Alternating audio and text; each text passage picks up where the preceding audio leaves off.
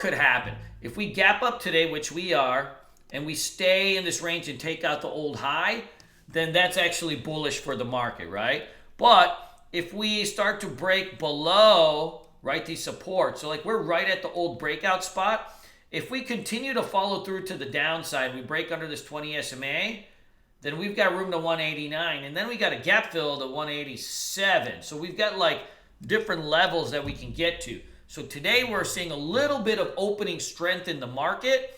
What we need to see now is, does this opening strength get faded off and you go green to red and you follow through with yesterday's trend, or are we right just gonna come right back into the range and go with it? So just so you know, keep an eye on like what's happening with the different levels of the market. If we go green to red, don't take out these lows, then that should get us like closer into this gap fill, and that's where we've got to have kind of a mix of longs and shorts, right? And when you're like just trending in your straight breakout, you kind of have an idea like, okay, I'm going to play trenders. I'm going to wait for the trend to set and look for like momentum to the upside. When you have more of a mixed bag, then what you want to be doing is looking to see which way the trend sets intraday in the market and then playing accordingly. So I have a mix of longs and shorts today because we don't exactly know. Overall, longer picture of the market is still amazing. Everything looks good. We're really sitting at the breakout level anyways. You know, we just had like a little bit of a down day, right? Minus 0.73% is not really anything to like worry about. So I wouldn't worry too much about that. We'll have to just see how the market sets up. It was really light on gappers today. None that I really liked. This DVA looks okay. Like if you get this break over this trend line over here, you're like at the 59 spot, and if it can hold, that might be something that we would look at for a potential ORB. I don't expect this thing to be like that powerful. It's not. It normally doesn't move like with the huge range, but it's kind of the cream of the crap. I give it a C+. LK's got some news out that they're opening in India and in the Middle East. This thing has been faded off at this resistance spot now for, 1, 2, 3, 4. It's going to be like the fifth time it's there. So it could fade off, but at some point it is going to break and hold over there. It's just a matter of, is today that day? This is not like an earnings thing or anything like that, right? Like them starting a retail venture, possibly putting some stores in India doesn't really mean much in the scheme of things. But what are you going to do, right? It doesn't really matter what the news is. If it breaks and it holds and we get the volume come in, we'll take this thing for a shred and have ourselves a pizza party and get this thing going. So otherwise it's going to look pretty good. We'll just have to, we're just going to have to play the action. One thing I have noticed is that after the primary shred with LK, so like oftentimes you get one or two spikes like at the open and then it sits around. And you try to hit like the first dip and it doesn't want to really dip and hold or do anything. So watch,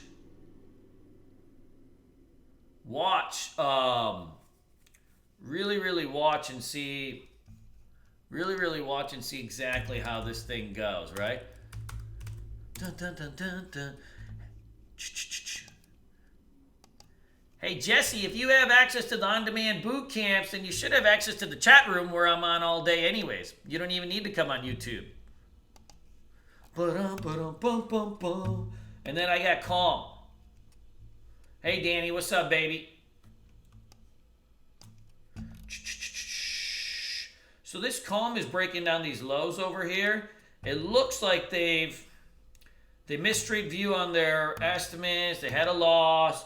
Cutting the dividends. So that's like the holy trifecta of just garbage that a company can do. It's one thing to miss your earnings, but then to miss all the views, and then the forward guidance stinks, and then the dividends cut, and now you're going to piss everybody off. This one actually may have a chance to kind of get flushy. It normally just doesn't. My only worry on this one is going to be liquidity.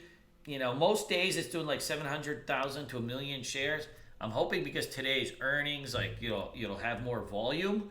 Otherwise, Otherwise, won't. Jesse, yeah, you just open your Discord. Open the Discord chat, and the link is in there every day. I mean, I'm on all day. And then we'll see if this one follows through. I won't take something like this short unless it's got 500,000 shares minimum in volume at the open. Then I might take a look at it. Otherwise, it's going to be garbage. Let's take a look at the regular watch list because it doesn't really matter, doesn't really matter that there's not any good gappers. There's tons of hot momentum. Watch the DDS over under on this 81.5. Had a big shred into the close. If I get any kind of early morning weakness, anything like that that starts to show up on this thing, dude, I'm ready to party on this one. So keep an eye, keep an eye on all the different levels. You have a lot of support coming in at like 74, 76. I think that if we get a little dip on this thing, we can go green to red. If it spikes up out of the gate, watch 81.60. We'll be good to go. Dun, dun, dun, dun, dun. BYND, this one is still looking good. Remember we were talking about this on Friday, right? When you're day trading, sometimes it's so easy to kind of get like stuck in the minute by minute. That's what happened to me on Friday on this damn thing. And you forget the bigger term picture on this, which is the hourly breakout over 175 is very powerful. So the longer it hangs out over this 175 and builds, the higher this thing can go. The overall look on it with the 9 EMA curling up on the daily is still pretty good. Don't worry about these. MDLA. So this one, we'll have to see how this one opens and reacts. Overall, we still have ourselves like a little bit of a consolidation that we can play. This was an awesome trader on Friday. It had a $7 range, even though it did 18 million shares in volume, though it was illiquid. Like there was a spread of like 40, 50 cents on the thing. So you got to like size down when you have a big spread like that. But if this thing starts to break out over this range, so I think the high into the close was 37.78.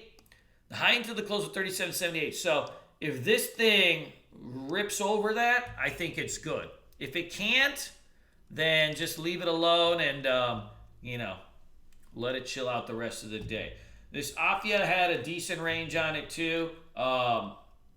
If you look at this bad boy, like you've got yourself really a nice rip into the close. 7 million shares in volume. This will be another one. Like I think as long as it hangs out over the breakout of 24 and just like chills, we'll start to build. We'll start to build like a little bit of pattern. MU just got an upgrade. It's up 3 days in a row. It's a big upgrade too. Looks like if this thing pushes into the top of the Bollinger Band, I actually think this one you may get a fade on it. So I keep an eye on this one for a potential, potential rollover. This MU is a turd though. It trades like so thick.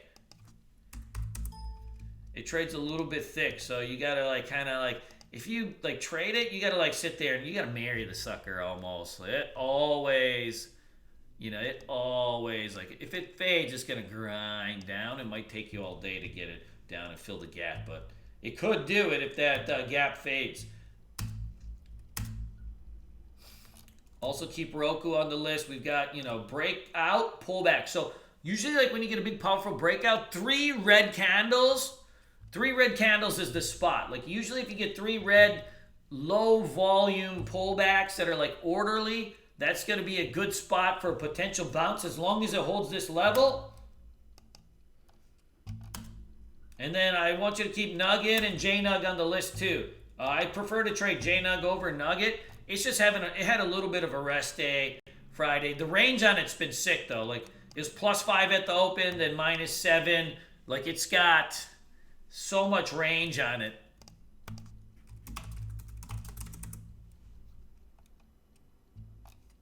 I got this one too. And then yeah, I got, DF looks nice for like a small cap. I believe the breakout is 125. The breakout on this is going to be about 125. It's not a good day trader per se. See these kind of like blocky candles. But could be worth a swing here if it breaks 125. Like yeah, that one looks decent. And then I know somebody was asking about Microsoft.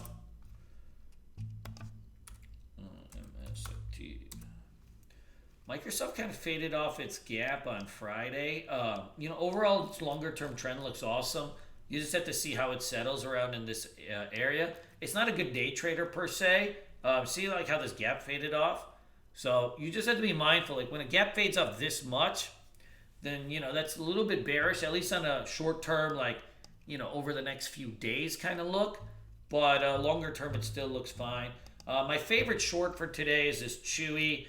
If this thing can get jammed up into, there's some different levels of support and resistance here, but Chewy, like if this thing can get jammed up into 31.50 at the open, I might look and take this thing for a green to red on the short.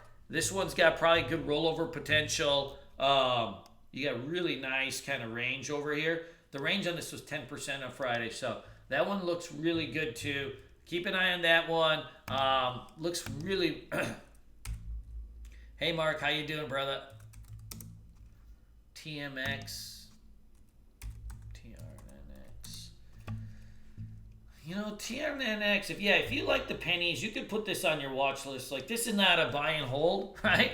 But, you could be worth the day trade. The range is actually pretty sick on it. So, you get a good range like that, definitely you want to, you want to keep it on your watch list. So, that's a good look. I wouldn't, I wouldn't be afraid of that one for sure. Guys, favorites for today, right? Favorites for today. At least the top watches, right? I want that MDLA, DDS, JNUG, Chewy Short, and even, potentially OSTK Short if it starts to show a little bit of that juice. So, guys, trade well, trade fast. Let's go do what we do, which is the do. All right?